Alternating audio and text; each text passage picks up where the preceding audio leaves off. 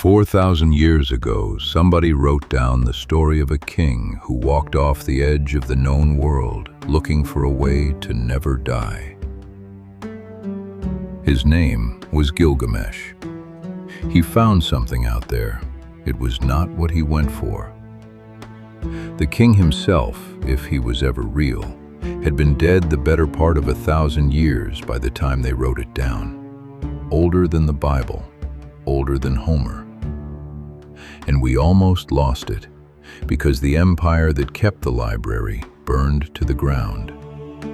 It survives because it was written on clay instead of paper, and fire does not destroy clay. Fire bakes it. One warning: there is no single Epic of Gilgamesh.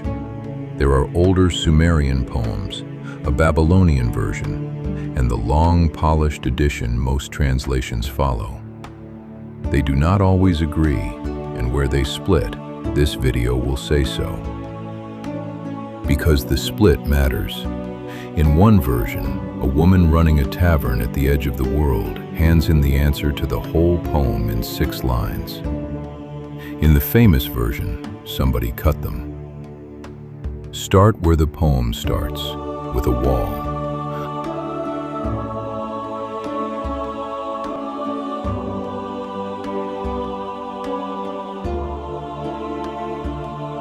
The oldest epic in the world opens by handing you a receipt. Go up onto the wall of Uruk, it says. Walk its length. Inspect the foundation. Examine the brickwork. Is it not baked brick of the finest quality? That is a strange way to open an adventure story, and it is the most important thing in it. Remember that you were told to go and look at a wall. Because you can. Uruk is a real place in southern Iraq, one of the first true cities on Earth, and its wall runs about 9 kilometers around. Was Gilgamesh real? Nobody can prove it. The Sumerian king list has him ruling Uruk for 126 years, and that list hands impossible reigns to all its oldest names. The number is mythology, the name might not be. Because around 1820 BC, a ruler of Uruk called Anam rebuilt that wall and left an inscription. He had restored the wall of Uruk, the ancient work of Gilgamesh, and he had rebuilt it in burnt brick. A real man stood in a real city 38 centuries ago, looked up at a wall and thought, that one is Gilgamesh's, and it deserves better brick. And in the poem, that king is a nightmare. Gilgamesh is 2/3 God and 1/3 man, which is biological nonsense and narrative perfection. He is stronger than everyone, and he uses it on his own people. No son is left to his father, the poem says, and no girl to her mother. The city is being crushed by the man who built it. So the people pray, and the gods answer strangely. They do not send a punishment, they send a friend. A goddess pinches off a piece of clay and drops it into the wilderness. An Enkidu stands up fully grown, covered in hair, running with the gazelles and drinking at the waterhole with the herd. He is built to match Gilgamesh exactly. Shamhat, a woman from the temple, waits for him at the water and stays with him 6 days and 7 nights. Afterwards, he goes back to his gazelles, and they run from him. The animals do not know him anymore. Becoming a person is a loss and a beginning in the same breath. Enkidu blocks Gilgamesh in a doorway, and the two of them tear up the street. Then it stops, and they embrace, and they are inseparable from that moment on. Gilgamesh announces they will go to the Cedar Forest, kill the giant who guards it, and cut the trees.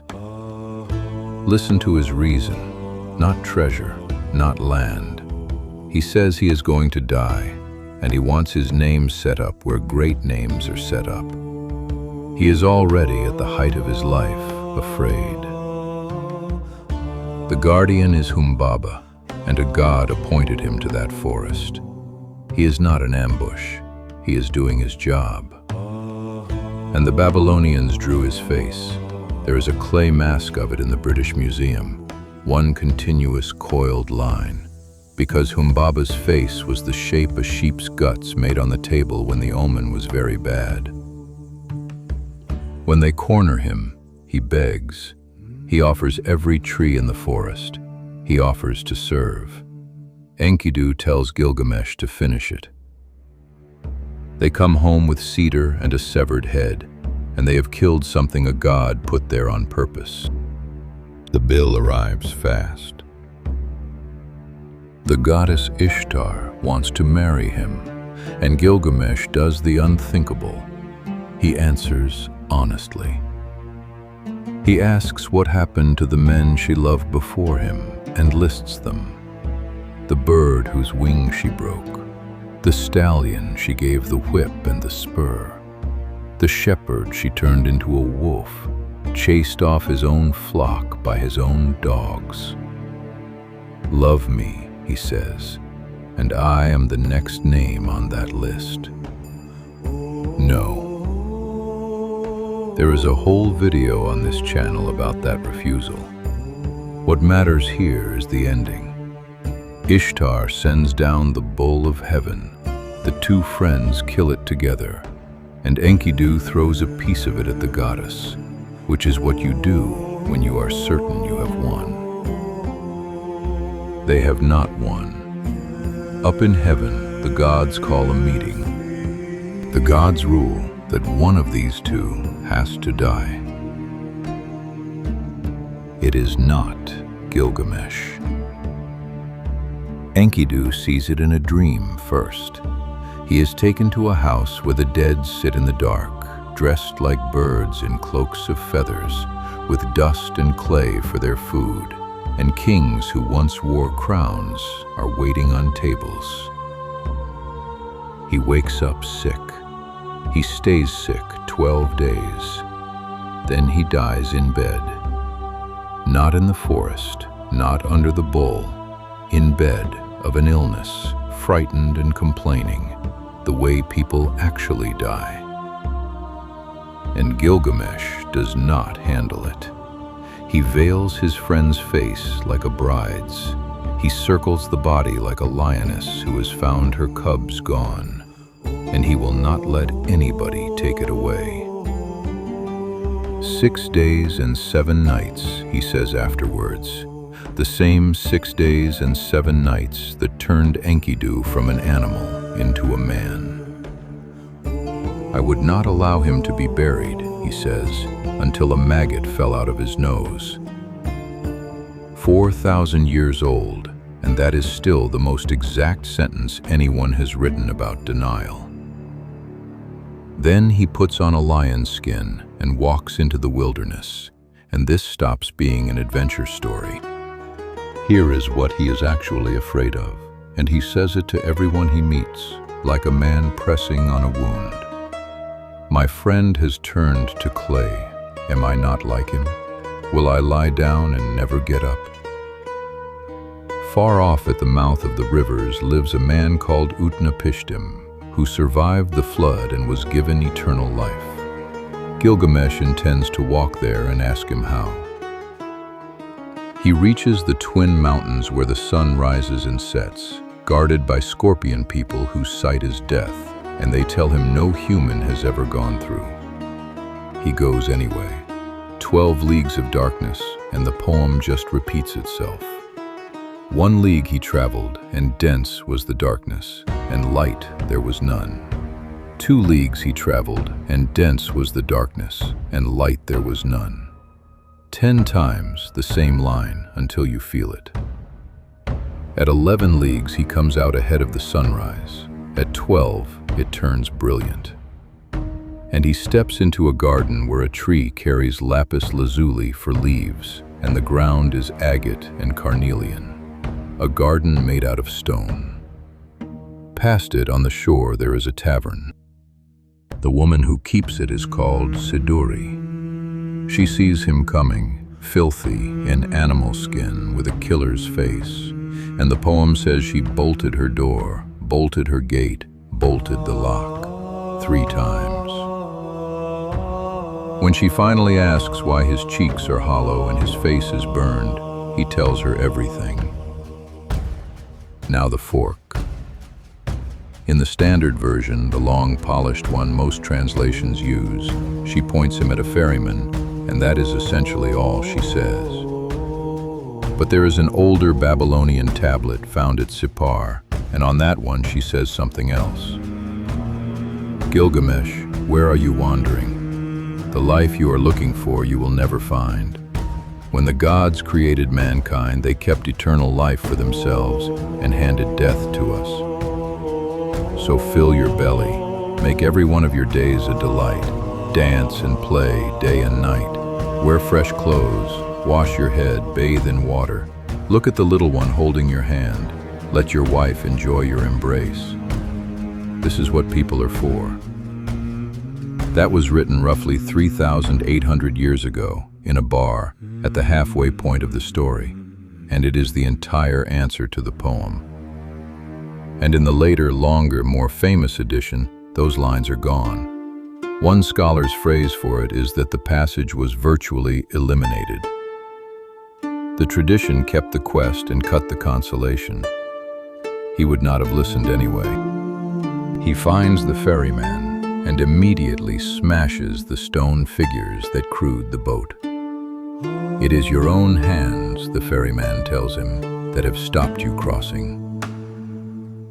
So he cuts 300 punting poles and crosses the waters of death, one shaft at a time, letting each go before his hand can slide to the waterline. And the immortal man turns out to be lying down. Gilgamesh crossed the world expecting a giant and finds an old man on his side who says, "You look terrible, and no, you cannot have what you came for." Then he explains how he got it. The gods decided to wipe out humanity with a flood, and one god broke ranks. He would not warn the man directly because he had sworn not to. So he stood outside a reed wall and talked to the wall loudly. That way he had told no man, only a house.